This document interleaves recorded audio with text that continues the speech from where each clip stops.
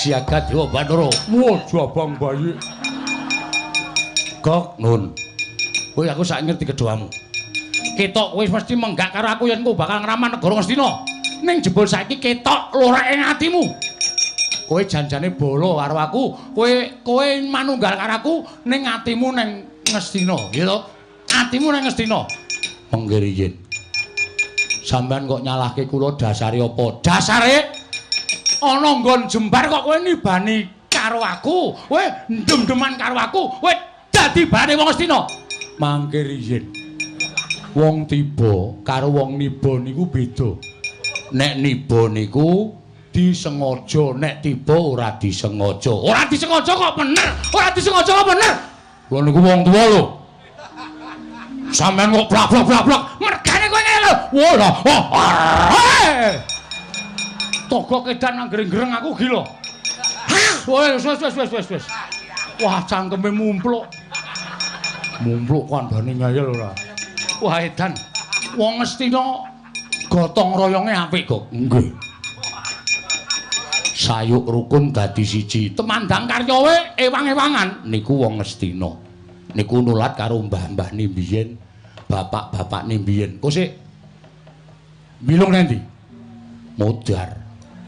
Modar piye? Klitah-klitih konangan wong Astina diantem sirahe pisan pecah dadi papat modar. Tolong sawangen aku. Iki malah ngomong. Gayeng tenane. Wah, aku ndelok saka dhuwur wit jan jos. Jos piye?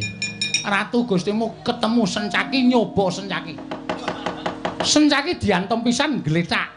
Sandak sirahe diantem tangan tengen dies kontal. Ratu Gustimu Prabu Sawarka joget tandu-tandu nang.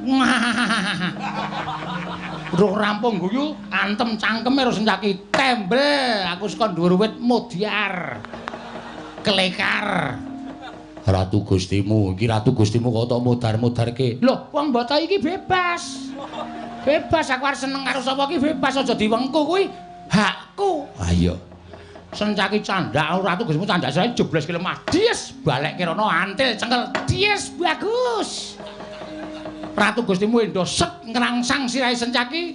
Tangane Sencaki ngene iki. Sit. Kumbanting cies. Langsung candak sirahe antil cies gejrek gon dengkul. Cies satu gejrek gon cies. Ora ndelok kok apik tenan, Gok. Iya. Iya.